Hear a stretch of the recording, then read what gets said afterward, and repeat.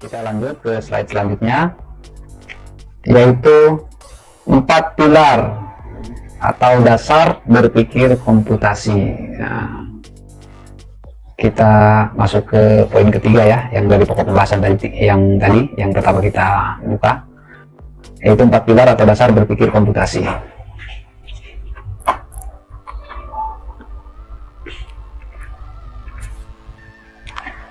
Empat pilar tersebut yaitu dekomposisi,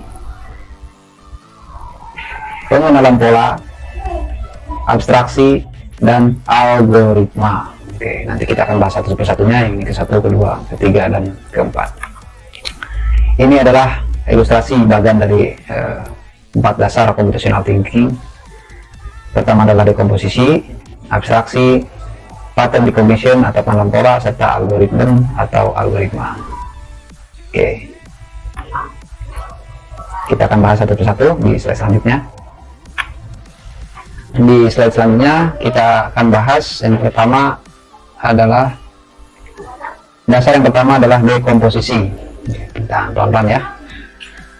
Dekomposisi atau decomposition nah, gitu ya, merupakan pemecahan masalah atau sistem yang kompleks menjadi bagian-bagian yang lebih kecil dan lebih mudah dipecahkan.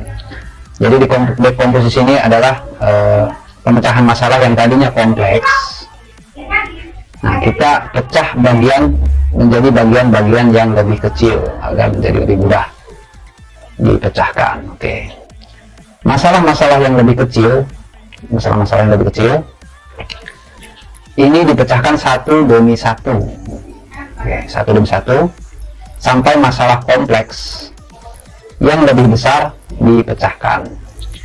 Jika sebuah masalah tidak diurai atau tidak terurai, jauh lebih sulit untuk dipecahkan. Berurusan dengan banyak tahapan yang berbeda sekaligus jauh lebih sulit daripada memecahkan masalah menjadi sejumlah masalah yang lebih kecil dan menyelesaikan setiap masalah satu persatu.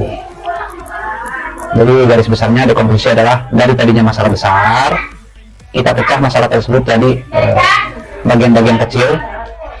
Nah, masalah-masalah kecil ini kita selesaikan satu persatu, dan pada akhirnya masalah besar pun akan terselesaikan. Contohnya adalah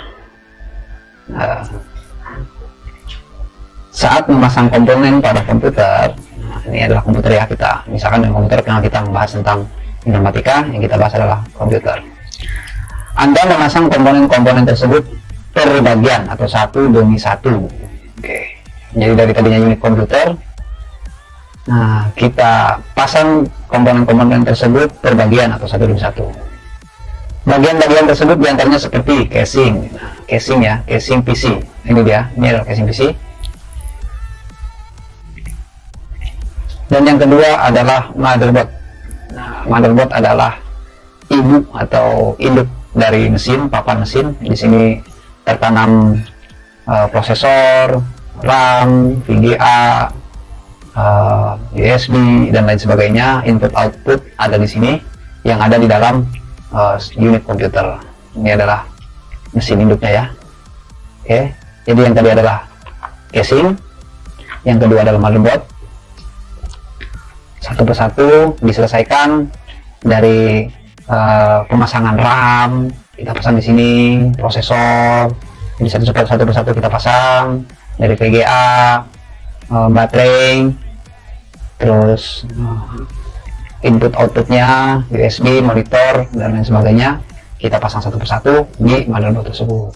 Setelah terpasang, kita pasang pada casing komputer tersebut di sini ya. Ini di sini motherboard di sini. Oke. Nah, itu adalah dua komponen. Selanjutnya adalah hard disk. Nah, hard disk ini adalah memorinya ya.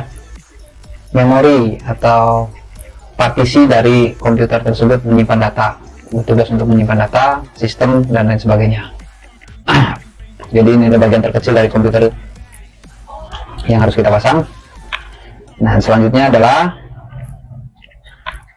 DVD room. Walaupun ini adalah opsional, namun terkadang DVD room ini kita perlukan untuk menginstal software, driver, menonton film dan lain sebagainya. Ini jika ada kita bisa masukkan atau bisa kita pasang. Walaupun tidak ada, ini sebenarnya tidak begitu diperlukan atau tidak begitu menjadi poin penting. Di sini nanti kita akan mengetahui tentang abstraksi ya. Jadi hal yang penting yang perlu kita pergunakan. Di sini nanti bertemu di dasar komputasi tentang abstraksi. Oke.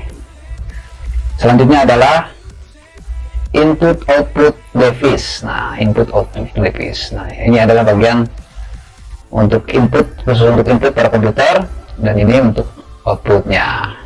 Dari masing-masing ini kita juga bisa menyeleksi mana hal yang paling penting dan mana hal yang opsional atau pilihan. Di sini kita bisa menyeleksi di bagian abstraksi ya, ada. Kita nanti akan bahas tentang abstraksi. Jadi komponen-komponen yang dianggap penting. Dan ini adalah bot itu maksud dari bot ini adalah bisa untuk input, bisa juga untuk output. Mesin fax bisa untuk input dan bisa juga untuk print atau cetak berkas, serta tablet untuk menulis pada komputer. Oke. Dari komponen-komponen ini, dari casing, motherboard, hard disk, dan DVD room, terbentuklah hingga semua tersusun menjadi unit komputer. Nah, ini adalah, jadi komputer itu adalah masalah kompleksnya. Casing, motherboard, hard disk, DVD, dan input output device adalah masalah atau bagian-bagian yang dipecah menjadi bagian-bagian masalah kecil atau dipecah menjadi bagian terkecil sehingga memudahkan kita untuk membangun sebuah unit komputer. Itulah definisi dari dekomposisi. Nah, ini ada salah satu contoh ya, masih banyak contohnya, misalkan dari pembuatan sepeda motor, mobil, dan lain sebagainya. Unit-unitnya misalkan dari kelistrikan, pengapian, bahan bakar, mesin, dan lain sebagainya. Menjadi sebuah sepeda motor adalah satu kompleks masalah, dan komponen-komponen terkecil adalah dekomposisinya atau bagian-bagian yang diperkecil. Oke. Jadi sesuai dengan pengertiannya, dekomposisi merupakan pemecahan masalah atau sistem yang kompleks menjadi bagian-bagian yang lebih kecil atau lebih mudah dipecahkan. Jadi kita pecahkan dari hal yang kecilnya dulu, kita susun, baru setelah itu akan terbentuklah sebuah unit komputer tersebut. Oke, bisa dipahami ya untuk dekomposisi. Oke, baik, kita lanjut ke slide selanjutnya tentang dasar computational thinking. Yang kedua adalah pengenalan pola. Nah, pengenalan pola, ini adalah pengenalan pola bahasa Indonesia-nya, dan pattern recognition, istilah Inggris atau istilah bahasa Inggrisnya, merupakan pilar kedua atau dasar kedua dalam berpikir komputasi. Oke, pelan-pelan ya, kita pahami satu-satu dulu. Pengenalan pola dapat diartikan sebagai metode dalam computational thinking yang digunakan untuk mengenali pola dalam sebuah masalah, sehingga penyelesaian yang dilakukan lebih baik karena dapat diselesaikan sesuai dengan pola yang sudah diketahui. Nah, oke, ini ada definisinya pengenalan pola. Nah, kita ambil sebuah contoh. Contohnya adalah pada saat Anda membuat mie instan, baik itu mie rebus instan maupun mie goreng instan, cara yang digunakan hampir sama. Nah, ini hampir sama, berarti polanya itu hampir sama. Di sini kita mengenal tentang pengenalan pola, dan cara yang digunakan hampir sama. Ini adalah garis besarnya ya, hampir sama. Perbedaannya adalah pada mie goreng instan, Anda meniriskan airnya, atau airnya kita buang, hanya menyisakan minyak. Sementara mie rebus instan, Anda tidak meniriskan airnya. Berarti di sini kita sajikan dengan airnya ya. Jadi, jika Anda telah mengetahui pola mie instan rebus, Anda tinggal merubah pola pada urutan meniriskan air untuk mie goreng. Nah, di sini sudah jelas ya. Jadi mie goreng dan mie instan, cara yang digunakan adalah hampir sama. Ini ada tadi yang garis besarnya ya, hampir sama, yaitu sama-sama direbus, polanya sama. Namun pada saat bagian nah ini nah, pada urutan meniriskan air, nah mie rebus disajikan dengan air rebus tersebut, sedangkan mie goreng tanpa disajikan dengan air. Di sini pola yang sama itu adalah sama-sama memiliki pola yang sama, yaitu mie direbus dengan air, sedangkan perbedaannya adalah mie rebus disajikan dengan airnya dan mie goreng disajikan tanpa air. Nah, disinilah pentingnya pengenalan pola. Oke, jadi nanti saat kita mempunyai masalah yang hampir sama, kita tinggal mengingat langkah-langkah sebelumnya yang cara yang digunakan itu adalah sama. Oke, Bapak harap di sini kalian bisa memahami apa definisi dari pengenalan pola dengan contoh pemisalan mie instan ini. Oke, baik, kita lanjut ke slide selanjutnya. Dasar computational thinking yang ketiga adalah abstraksi. Oke. Abstraksi dalam bahasa Indonesia atau abstraction dalam bahasa Inggrisnya merupakan pilar ketiga atau dasar ketiga dalam berpikir komputasi. Oke. Pada abstraksi, Anda akan memilih karakteristik penting dari suatu masalah. Secara sederhananya, abstraksi adalah penyederhanaan situasi atau masalah dengan membuang segala sesuatu yang tidak penting atau tidak relevan terkait. Yang seperti tadi Bapak jelaskan tadi pada unit komputer, walaupun input-output device tersebut opsional, di sini kita ditekankan bahwa untuk abstraksi yaitu membuang segala sesuatu yang tidak penting atau tidak relevan. Semisal yang tadi adalah DVD room, mungkin bisa dibutuhkan, bisa juga tidak. Jadi itu opsional. Ini masuk ke kategori abstraksi, bisa dihilangkan atau bisa dipasangkan. Nah, kita ambil contoh sederhana. Kemarin kalian membuat video perkenalan kan? Nah, ini adalah Bapak ambil contoh dari video tersebut. Nah, dalam pembuatan video perkenalan antara guru dan murid, ada banyak hal yang mungkin disampaikan, seperti nama, kelas, alamat, hobi, cita-cita, buku favorit, game favorit, nama teman masa kecil, nama guru ketika SD, dan lain-lain sebagainya. Tentu tidak perlu semua harus disampaikan, hanya yang terpenting dan mendasar yang perlu kita sampaikan. Nah, kemarin Bapak sampaikan yang terpenting adalah nama dan kelas. Nah, Bapak sudah menekankan di sini, itu memang bisa kalian tambahkan alamat, hobi, cita-cita, buku favorit, game favorit, nama teman yang sekiranya hal mendasar. Dan di sini masuk ke kategori dasar komputasional yang ketiga, yaitu abstraksi, jadi hal yang terpenting. Oke, di sini sudah cukup jelas ya.